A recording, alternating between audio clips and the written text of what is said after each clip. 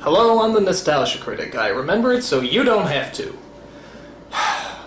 Mighty Morphin Power Rangers. I have to admit, growing up, I wasn't really a Power Rangers kid. I was more in that Ninja Turtles X-Men kind of crowd. In fact, when the show first premiered, I remember saying to myself, there's no way this is gonna catch on. People can't possibly be this stupid. And this is why I'm not in the stock market. The show, about 6 bland teenagers who saved the world from Japanese stock footage, was such a huge hit that they eventually made a movie about them in 1995. And does it suck balls? Major balls. In fact, the only difference between the movie version and the show is that the movie version actually has a budget. But instead of using it on mind-blowing special effects and high-tech wizardry, they used it to go skydiving. In fact, that's how the movie begins, with skydiving. Like someone threw a whole bunch of money at the producers and they said, "Yeehaw! We're going skydiving! Bring the camera along! I'm sure we'll fit it in the movie somehow!" And as you probably would have guessed, it's an entirely pointless sequence. Now, the first thing you Power Ranger fans might have noticed is a changing cast. In the film, we see there's a black girl and an Asian boy. But wait a minute, wasn't there originally an Asian girl and a black boy? Well, the problem with that is that the black boy was put in the black suit and the Asian girl was put in the yellow suit. Not very political correcto. When the producers realized racial stereotyping isn't in at the moment, they got rid of the 2 actors, saying there was an intergalactic unemployment line that needed wading in, and replaced them with the 2 you see now. However, the 2 cast members that sadly remain the same are Bulk and Skull, the supposed bullies of the group. Which I always found kind of strange. If they don't like the Power Rangers and they're always picking on them, why do they hang out with them all the time? Hey guys! Huh? You might want to slip those on.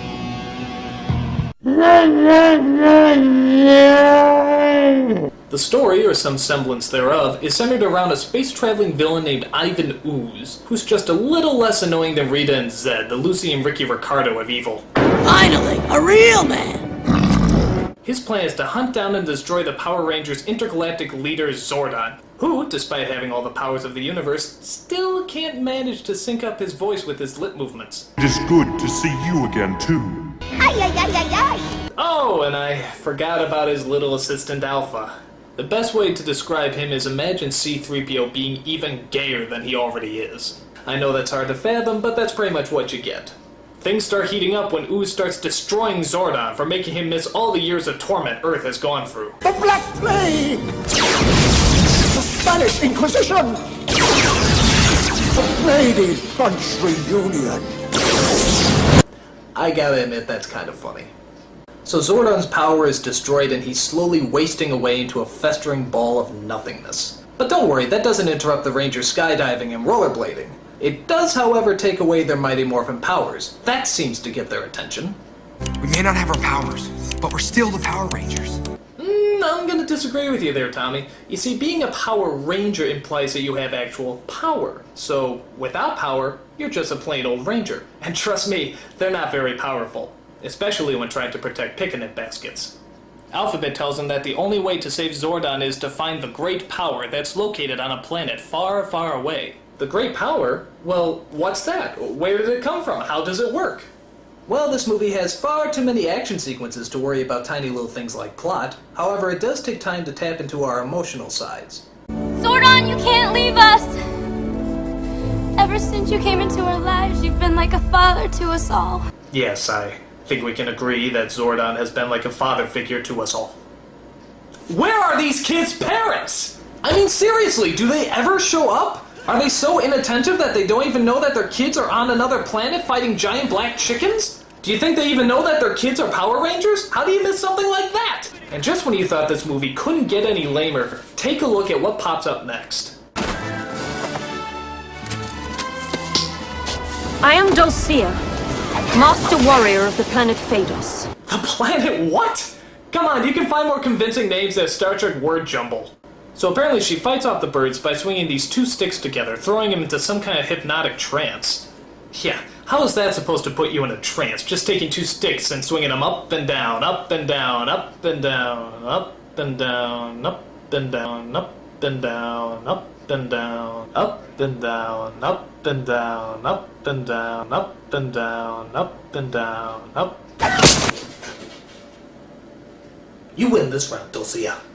So she tells them that they have to travel to a giant phallic symbol that apparently holds the great power. To do that, she dresses them in fashionable burqas and gives them the power of the new sacred animals. You are the bear, fierce and unstoppable. You are the wolf, cunning and swift. Adam, what's wrong? I'm a frog. Yes, a frog.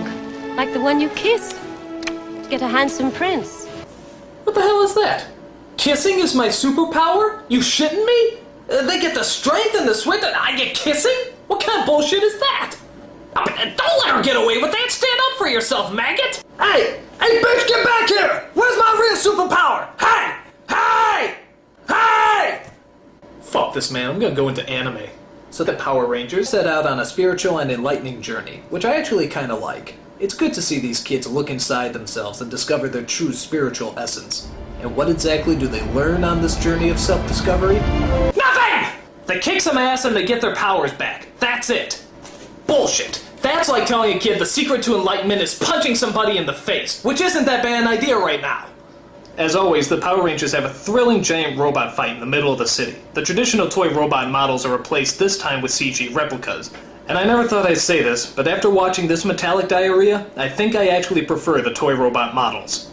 There's also a subplot about how Ivan Ooze hypnotizes all the parents in the city and forces them to jump off a cliff. I'm sympathizing with them at this point. But don't worry, there's a little 12-year-old boy who knows how to operate a crane and a monorail.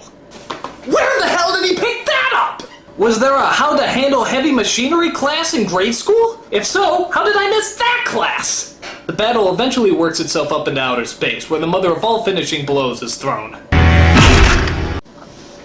Dude, did you just see that?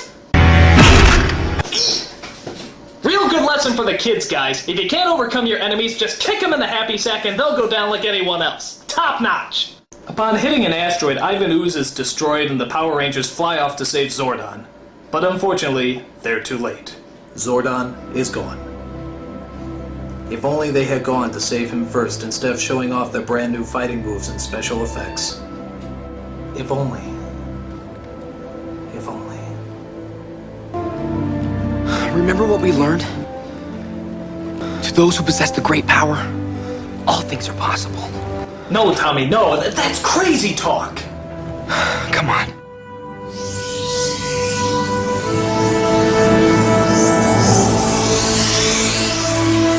Can it be?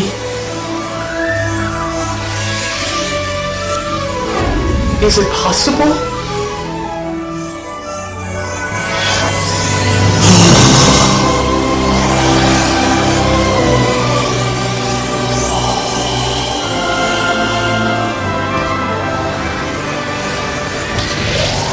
Wait a minute.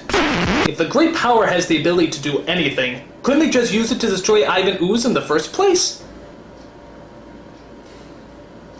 This movie makes no sense! Nothing about the Power Rangers does! How come the monsters always land in the exact same city? How come the city turns into a canyon whenever the fight scene's about to happen? How come nobody recognizes the Rangers even though they wear the exact same colors every day? How come they always move like they have Tourette's syndrome? How come Rita's voice never sounds right? How come they dress up like NASCAR mannequins? How come it's sunny in space? How come Alpha's so gay? How come Kimberly's so hot? Why? Why? Why? I'm the Nostalgia Critic. I remember it so you don't have to.